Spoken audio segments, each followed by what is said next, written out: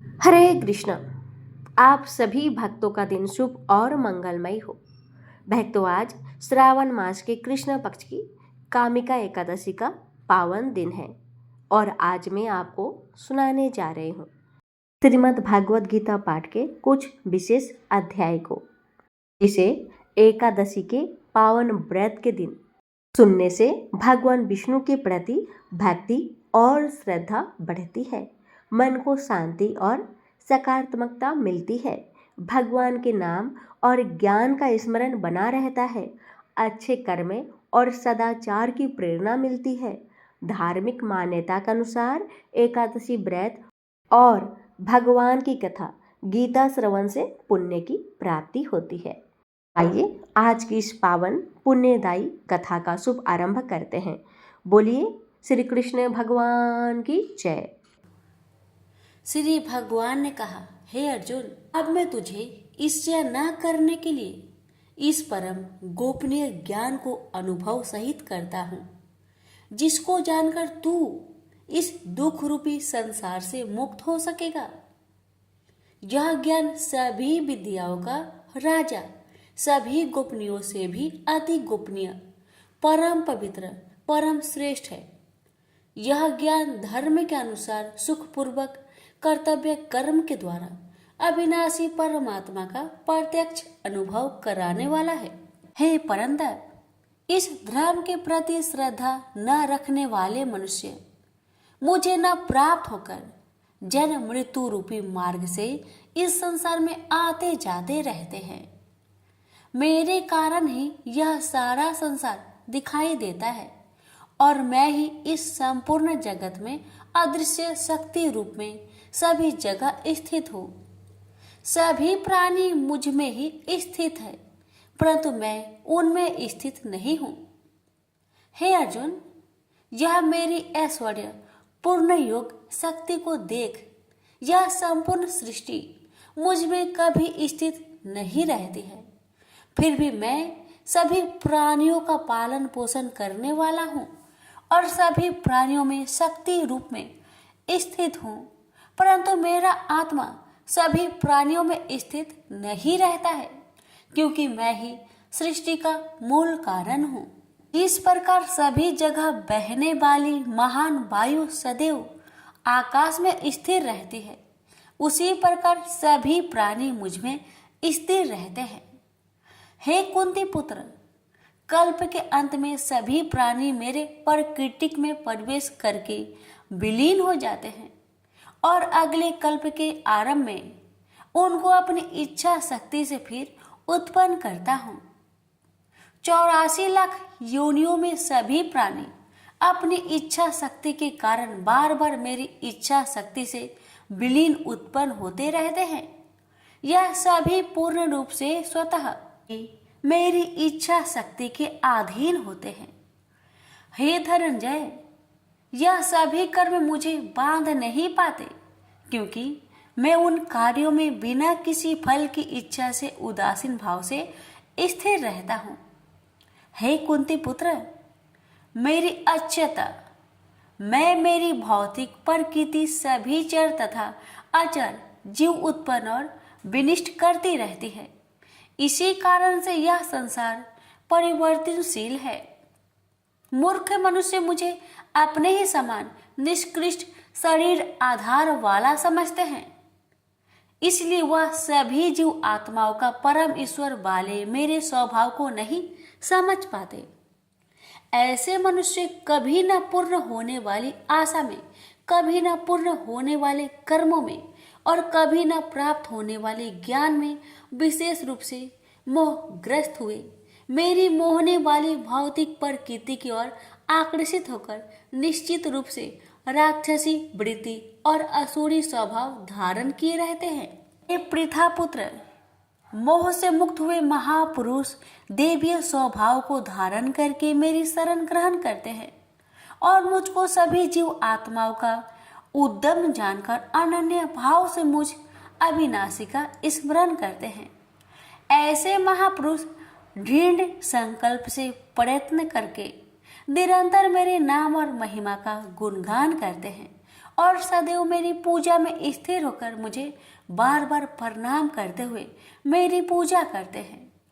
कुछ मनुष्य ज्ञान के अनुशीलन द्वारा यज्ञ करके, कुछ मनुष्य मुझे एक ही तत्व जानकर, कुछ मनुष्य अलग अलग तत्व जानकर अनेक विधियों से निश्चित रूप से मेरे विश्व स्वरूप की पूजा करते हैं।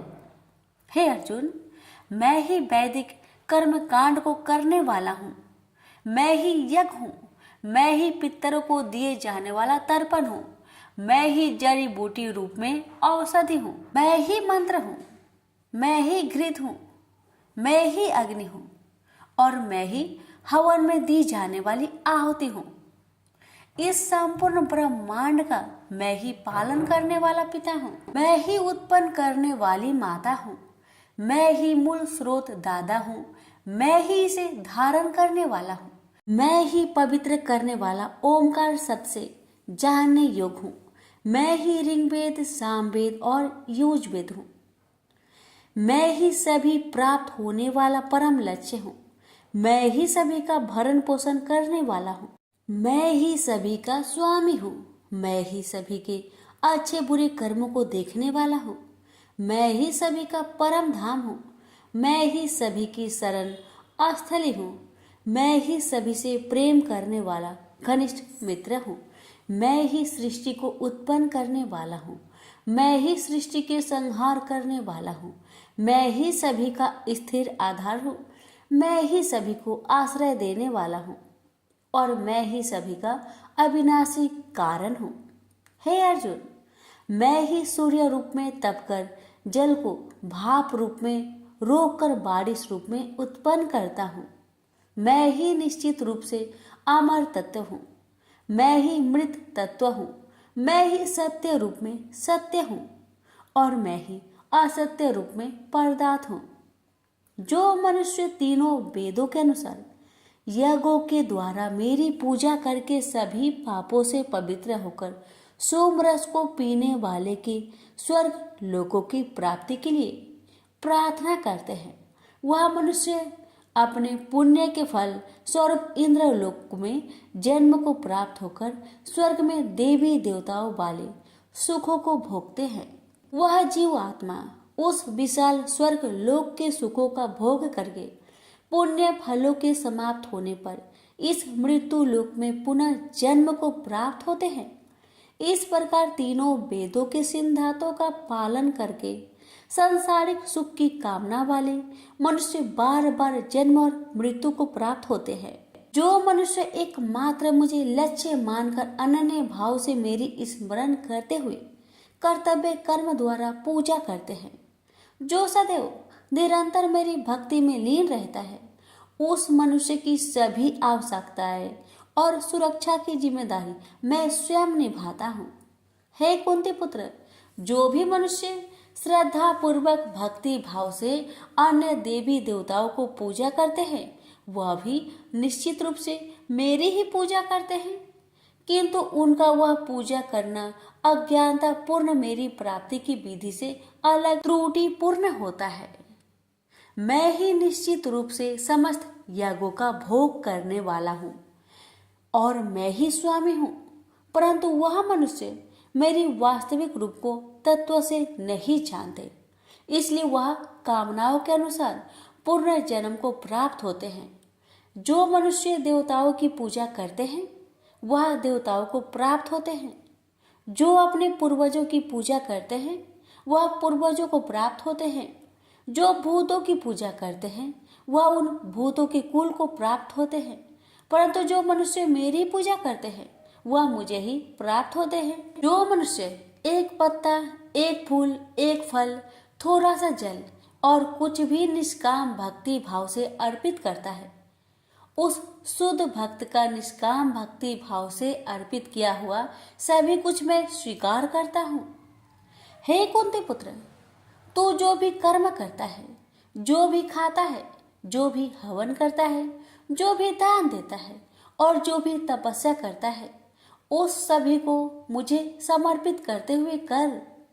इस प्रकार तू समस्त अच्छे और बुरे कर्मों के फलों के बंधन से मुक्त हो जाएगा और मन से सभी सांसारिक कर्मों को त्याग कर मन को परमात्मा में स्थिर करके विशेष रूप से मुक्त होकर मुझे ही प्राप्त होगा।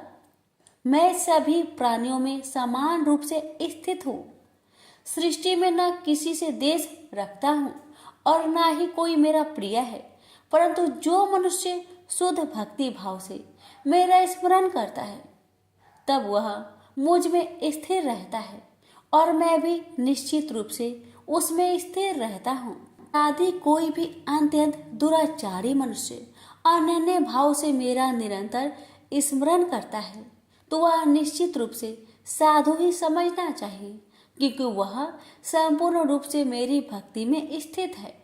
हे अर्जुन, वह शीघ्र ही मन से शुद्ध होकर धर्म का आचरण करता हुआ चिर अस्थायी परम शांति को प्राप्त होता है। इसलिए तू निश्चित होकर घोषित कर दे कि मेरा भक्त कभी नष्ट नहीं होता। हे पृथा पुत्र, स्त्री, वैश्य, शूद्र, अन्य किसी भी निम्न योनि में उत्पन्न होने वाले मनुष्य हो, वह भी मेरी शरण ग्रहण करके मेरी परम धाम को ही प्राप्त होते हैं। तो फिर पुण्य आत्मा ब्राह्मणों, भक्तों और राजश्री क्षत्रियों का तो कहना ही क्या। इसलिए तू क्षण में नष्ट होने वाले दुख से भरे हुए इस जीवन में निरंतर मेरा ही स्मरण कर।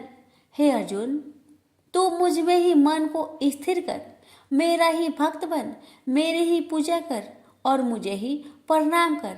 इस प्रकार अपने मन को मुझ परमात्मा में पूर्ण स्वरूप से स्थिर करके मेरी शरण होकर तू निश्चित रूप से मुझे ही प्राप्त होगा।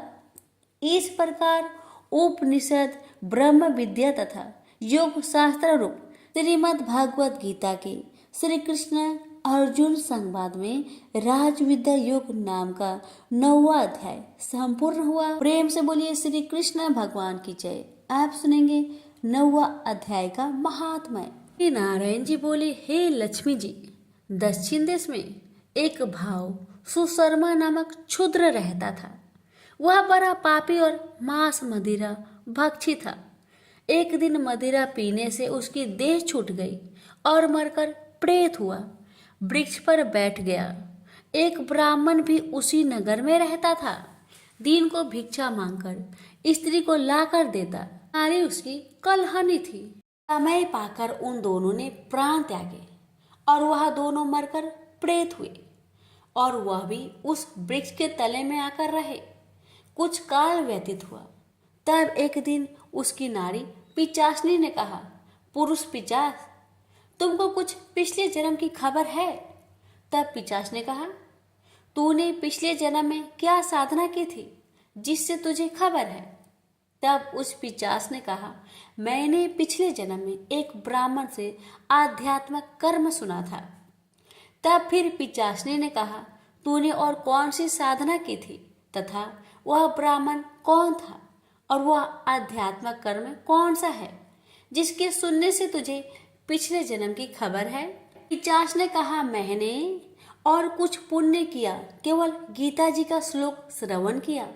उसका प्रयोजन यह है कि एक समय अर्जुन ने श्री कृष्ण से 3 बातें पूछी थी जो गीता जी की 9वें अध्याय में लिखी है।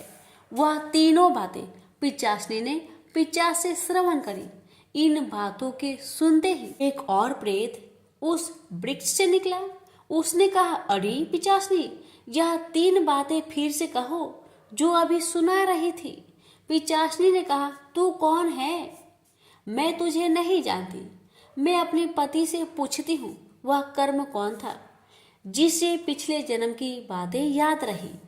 तब उसके पति ने पुनः तीनों बातें सुनाई जिनके सुनते ही वह तीनों प्रेत योनि से छूटकर देव देही धारण कर विमानों पर बैठकर बैकुंठ को गए। श्री भगवान जी बोले, हे लक्ष्मी, यह 9वें अध्याय का महात्म्य है। प्रेम से बोलिए लक्ष्मी नारायण की जय।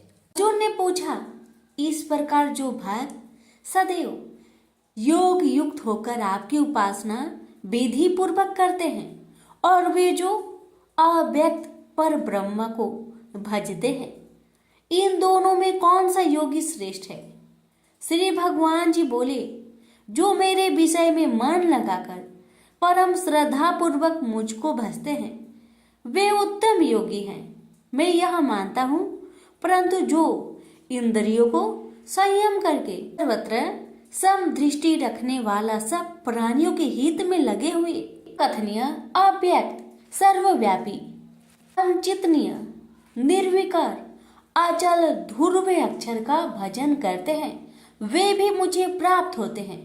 अव्यक्त में मैं जिनका चित्त आसक्त है वह कष्ट अधिक पाते हैं, क्योंकि अव्यक्त गति के प्राणी कष्ट पाते हैं। हे पार्थ, जो प्राणी अपने सब कर्मों को अर्पण करके मेरी शरण में आकर अनन्य भक्ति से मेरा ध्यान करते हैं और पूजते हैं, उन शरण में आए हुए भक्तों को मैं थोड़े समय में ही मृत्यु संचार से उद्धार कर देता हूँ। मुझ में ही मन रखो, मुझ में ही बुद्धि रखो, तब तुम मुझ में ही निवास करोगे, इसमें कुछ संदेह नहीं।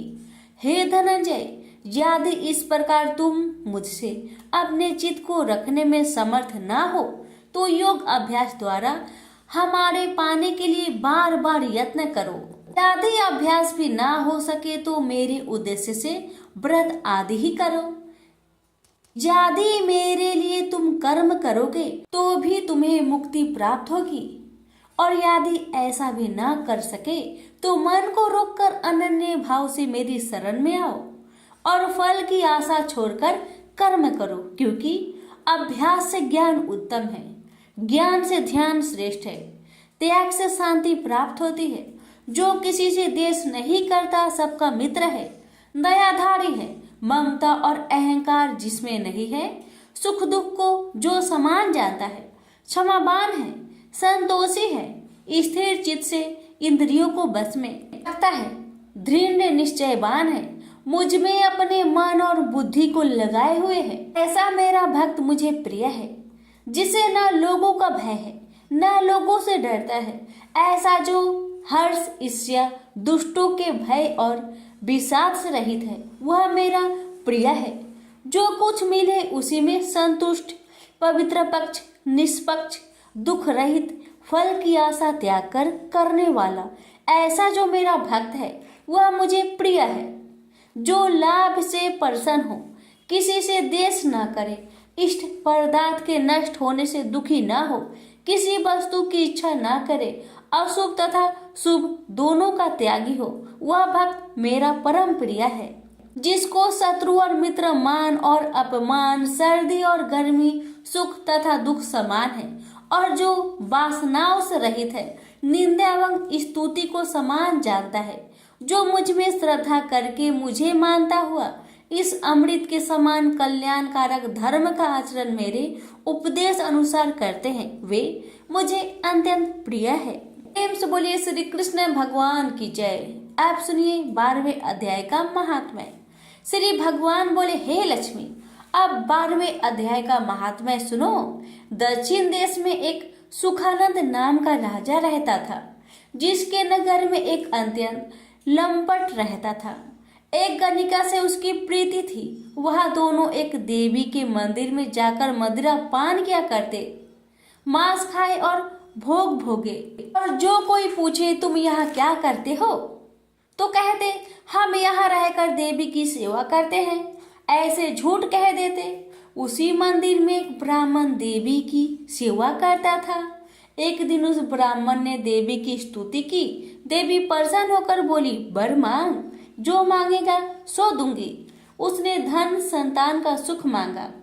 देवी ने कहा, ए ब्राह्मण, मैं अवश्य तुझे संतान दूंगी, पर एक काम कर, पहले इन दोनों का उद्धार कर ले।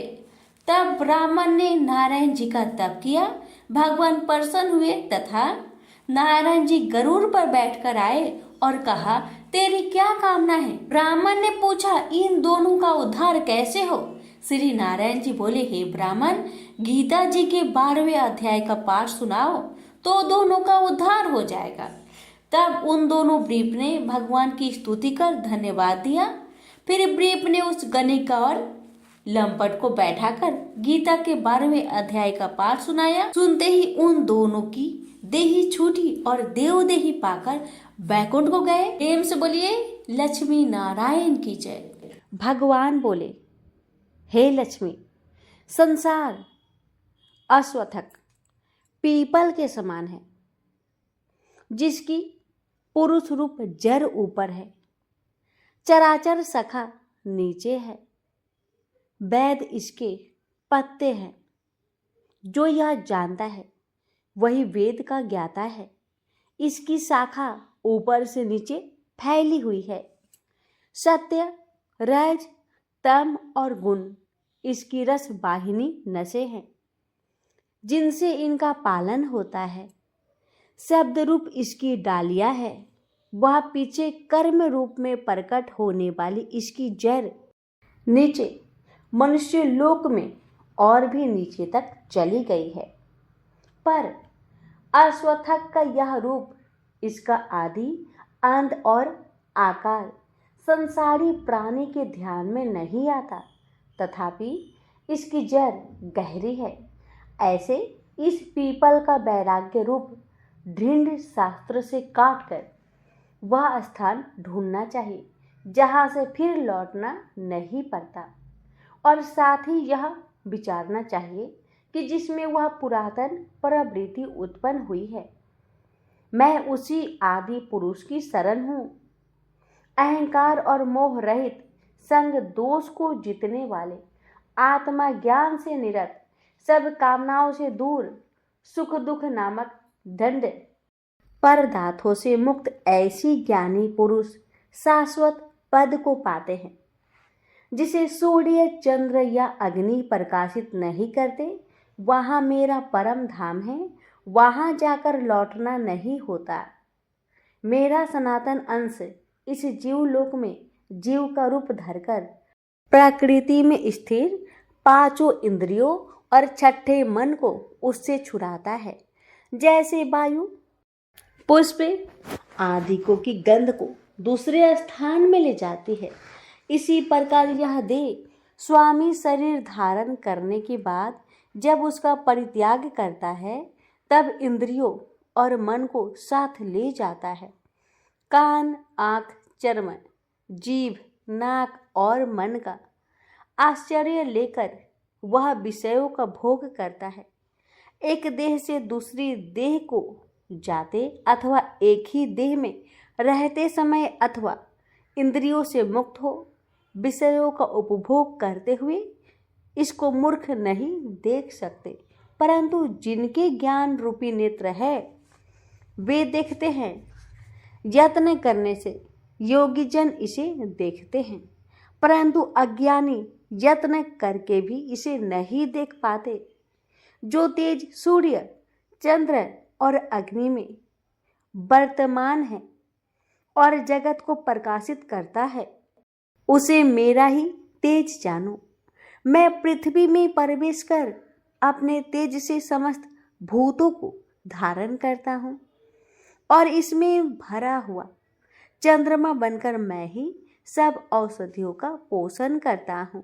मैं जठराग्नि होकर सब प्राणियों की देह में प्रविष्ट हूँ और प्राण वायु अपान वायु से संयुक्त होकर चारों प्रकार भक्ष्य, भोज्य, चोष्य, लेह से भोजन किए हुए प्राणियों के अन्न को पचाता हूँ। संसार में क्षर और अक्षर दो पुरुष है। जितने नाशवान प्राणी हैं वे क्षर कहलाते हैं और स्थिर चैतन्य को अक्षर कहते हैं। मैं अक्षर और क्षर में उत्कृष्ट हूँ। इसी कारण से लोक और वेद में जो पुरुषोत्तम के रूप को जानता है वह सब कुछ जानता है और सर्व भाव से मेरा ही स्मरण करता है। प्रेम से बोलिए हरे कृष्ण। सुनिए 15वें अध्याय का महात्म्य कथा। उत्तर प्रदेश में एक नरसिंह नामक राजा था और सुभग नामक मंत्री था। राजा को मंत्री पर बड़ा भरोसा था। मंत्री के मन में कपट था। मंत्री चाहता था राजा को मारकर यह राज्य मैं ही करूं। इस तरह कुछ काल व्यतीत हुआ। एक दिन राजा नौकर चाकरों सहित सो रहा था। तब मंत्री राजा को सारे नौकरों सहित मारकर राज्य करने लगा। कुछ काल व्यतीत हुआ, तब वह भी मर गया। मरने के बाद उसे यमराज के पास दूत बांध कर ले गए। धर्मराज बोले, हे यमदूतों, यह बड़ा पापी है, इसको नरक में डालो। हे लक्ष्मी, इस प्रकार कई नरक भोग कर धर्मराज जी की आज्ञा से घोड़े की योनि में आया। सिंघल द्वीप में जन्मते घोड़ा हुआ। एक सौदागर ने बहुत से घोड़ों का मोल लिया और वह घोड़ा खरीद कर अपने देश को चला गया। चलते चलते अपने देश में आया, तब वहाँ के राजा ने सुना कि अमुक सौदागर बहुत से घोड़े ले आया है। तब राजा ने उसे बुलवाया और कई घोड़े खरीदे। उस घोड़े को भी खरीदा। जब उस घोड़े ने राजा को देख, उसने सिर फेर लिया। यह देख राजा बोला, क्या बात है, जो घोड़े ने सिर फेरा है? राजा ने पंडित को बुलाकर पूछा कि इस घोड़े ने हमें देखकर सिर फेरा है, इसका क्या कारण है? पंडित ने कहा, राजन, इस घोड़े ने तुमको सिर नवाया है। राजा ने कहा, यह बात नहीं है। कई दिन पीछे राजा शिकार खेलने को उसी घोड़े पर सवारी करके गया। वह घोड़ा बहुत तेज चलता था। राजा शिकार खेलता खेलता बहुत दूर चला गया। उसी दिन राजा ने जाते ही शिकार मारा। राजा बहुत प्रसन्न हुआ। दोपहरी की गर्मी के कारण राजा को प्यास लगी। तब राजा ने वन में एक साधु को कुटिया में बैठे देखा। तालाब जल से भरा हुआ था। वहां राजा उतरा और घोड़े को वृक्ष से बांधकर कुटिया में गया तो साधु अपने पुत्र को गीता जी के 15वें अध्याय का पाठ सिखा रहे थे। वृक्ष के पत्ते पर श्लोक लिखकर बालक से कहा, खेलते भी रहो और इसको भी कंठ करो। उस पत्ते को घोड़े ने देखा तो तुरंत उसकी देह छूट गई। देवदेही पाई, स्वर्ग से विमान आया, उस पर बैठ बैकुंठ को चला। इतने में ही राजा जल पीकर बाहर आया, देखे तो घोड़ा मरा पड़ा है। राजा चिंतित होकर बोला, यह घोड़ा किसने मारा है, इसे क्या हुआ? इतने में वह बोला, हे राजन, तेरे घोड़े का चैतन्य मैं हूँ। मैंने अब देवदेही पाई है, बैकुंठ को चला हूँ। राजा ने पूछा, तुमने कौन सा पुण्य किया है? घोड़ा बोला, यह बात ऋषिवर से पूछो। राजा ने मुनिवर से पूछा तो मुनि बोले, हे राजन, गीता जी का श्लोक लिखा हुआ पत्ता इसके आगे पड़ा है। घोड़े ने यह अक्षर देखे हैं, इस कारण घोड़े की सतगति हुई है। श्री नारायण जी बोले, हे लक्ष्मी, यह गीता के 15वें अध्याय का महात्म्य मैंने आपको सुनाया है, तो प्रेम से बोलिए लक्ष्मीपति विष्णु भगवान की जय। यह अध्याय यहीं पर पूर्ण होता है। अर्जुन ने पूछा, हे केशव, मैं संन्यास एवं त्याग के तत्व पृथक पृथक जानने की इच्छा करता हूँ। श्री कृष्ण बोले, हे पार्थ, कामना वाले कर्मों के त्याग को ज्ञानी लोग संन्यास मानते हैं और अज्ञानी पुरुष फल के त्याग को त्याग कहते हैं। कोई पंडित कर्म को दोष युक्त जानकर त्यागना ठीक कहते हैं। कोई यज्ञ, दान, तप आदि कर्मों को छोड़ने योग्य बताते हैं। हे भारत, त्याग के विषय में मेरा ऐसा मत है कि त्याग 3 प्रकार के हैं। यज्ञ, दान, तप आदि कर्मों को नहीं त्यागना चाहिए। ये सब कर्म आसक्त और फल को त्याग कर करने चाहिए। मेरे निश्चय मत यही है जो सर्वोत्तम है। अपने नियमित कर्मों का त्यागना उचित नहीं है। यह मोह बस ऐसा किया जाए तो वह तामस त्याग है, कर्म दुखप्रद है। यह विचार कर एवं शरीर के कलेश के भय से जो त्याग करता है उसे त्याग का फल नहीं मिलता। यह राजस त्याग कहलाता है। हे अर्जुन, अपना नियमित कर्म अवश्य करने योग्य है। फल तथा आसक्त को त्याग कर जो कर्म किया जाता है वह सात्विक कर्म है। जो दुखदायक कर्म से देश नहीं करता तथा सुखदायक कर्म से प्रीति नहीं करता वह त्यागी, सत्यशील, बुद्धिमान तथा मुक्ति की योग है।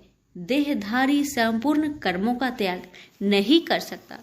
कर्म का फल त्याग कर कर्म करने वाला त्यागी है। कर्मफल 3 प्रकार के हैं, अनिष्ट, इष्ट एवं मित्र। जो त्याग नहीं करते उनको ये मरने के बाद मिलते हैं और त्यागियों को नहीं मिलते। हे महाबाहो, संपूर्ण कर्मों की सिद्धि के लिए 5 प्रकार सांख्य शास्त्र में कहे हैं, उनको सुनो। शरीर कर्ता, साधन, पृथक पृथक चेष्टाएं और देव शरीर, वाणी एवं मन से जो भला बुरा कार्य किया जाता है उसके ये 5 कारण हैं। वह दुर्मति कुछ नहीं जानता जिसको यह अहंकार नहीं है कि मैं करता हूँ, और जिसकी बुद्धि कर्मों में लिप्त नहीं है वह मनुष्य प्राणियों को मारकर भी उनको नहीं मारता और उनमें नहीं बंधता। ज्ञान, गृह और ज्ञाता ये 3 ही कर्मों के प्रेरक है। कारण, कर्म और कर्ता ये 3 कर्म के साधन हैं। सांख्य शास्त्र में ज्ञान, कर्म और कर्ता ये सत्वादिक गुण के भेद 3 प्रकार के हैं, इनको भी सुनो। जब भिन्न भिन्न प्राणियों में एक अविनाशी अभिभक्त सत्ता जो दिखता है वह ज्ञान सात्विक कहलाता है। जिस ज्ञान से प्राणियों में नाना प्रकार की सत्ता दिखाई देती है उसको राजस ज्ञान जानो। ऐसा ज्ञान जिसके बिना कारण और सर्वार्थ के जाने एक ही कार्य में लगा रहे वह अल्प और तामस है।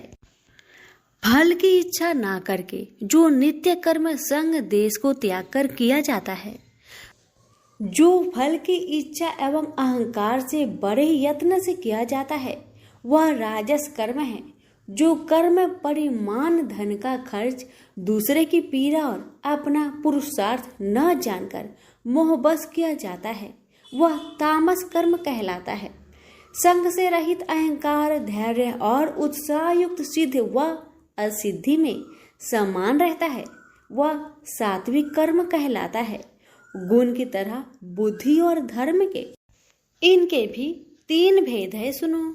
जो बुद्धि पर वृत्ति, निवृत्ति, कर्तव्य, अकर्तव्य, भय, अभय और बंधन मोक्ष को जानता है वह सात्विकी है। हे पार्थ, जिससे धर्म अधर्म और कर्तव्य अकर्तव्य का ठीक निश्चय नहीं होता वह राजसी है। जिस अज्ञान से ढकी बुद्धि करके मनुष्य अधर्म को धर्म मानता है वह तामसी है। जो कथा प्रसंग से फल की इच्छा करता है, जो धर्म अर्थ काम को धारण करता है वह राजसी वृत्ति है। जो मूर्ख, निंद्रा, भय, शोक, विषाद एवं मद को नहीं त्यागता वह तामसी वृत्ति है। अब 3 प्रकार के सुखों को सुनो। जिसका योगाभ्यास में चित रहता है उसके दुख का अंत हो जाता है। सुख सात्विक है, आरंभ में विष के समान और अंत में अमृत के तुल्य होता है। सुख आरंभ में अमृत तुल्य, अंत में विष के तुल्य विषयों और इंद्रियों के संयोग से होता है, उसे राजसी सुख कहते हैं। जो सुख आदि और अंत दोनों में मनुष्य को मोह में फंसाता है और जो आलस्य तथा प्रमोद से उत्पन्न होता है वह तामस सुख है। सम, दम, तप, पवित्रता, क्षमा, नम्रता, ज्ञान, अनुभव और परलोक में श्रद्धा ये ब्राह्मणों के स्वाभाविक सिद्ध कर्म है। बहादुरी, तेजस्विता, धैर्य, चतुराई, युद्ध, स्थिरता, उदारता और प्रभुता ये क्षत्रिय के स्वाभाविक कर्म हैं। खेती, गोरक्षा स्वाभाविक कर्म है। जो लोग अपने अपने गुणों और प्रवृत्तियों के अनुसार कर्म करते हैं उनको सिद्धि प्राप्त होती है, और जिसने सब जगत का विस्तार किया है उस ईश्वर को अपने कार्य के द्वारा आराधना करके मनुष्य सिद्धि को पाता है। दूसरे उत्तम कर्म से अपना निज कर्म ही श्रेष्ठ है। सर्वत्र आसक्त को छोड़ने वाला आत्मा, जीतने वाला इच्छा रहित मनुष्य संन्यास के द्वारा सर्व कर्म निवृत्ति रूप परम सिद्धि को पाता है। वह फिर कैसे ब्रह्म को प्राप्त होता है? सो मुझसे सुनो, यही इस ज्ञान की परानिष्ठा है।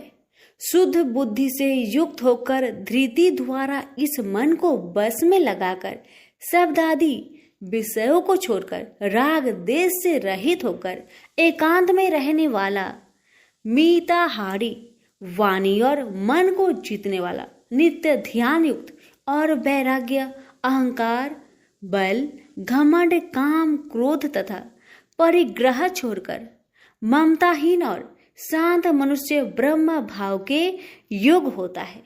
ब्रह्म को प्राप्त हुआ पुरुष दत्तचित होकर सुख व अभिलाषा को नहीं करता है।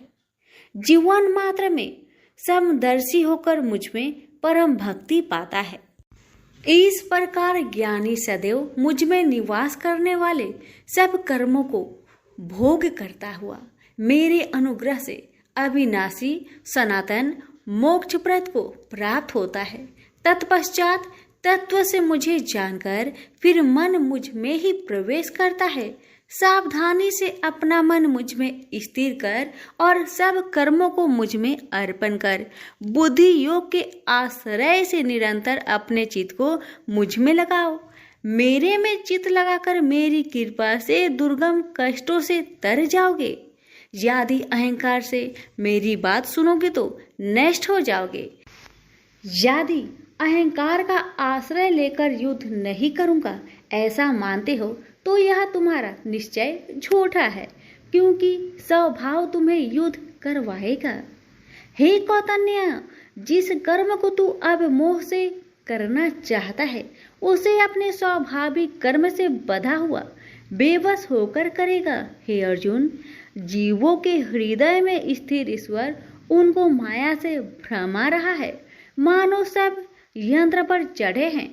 हे भारत, सब भावों में उसी की कृपा से परम शांति एवं मुक्ति को पाओगे।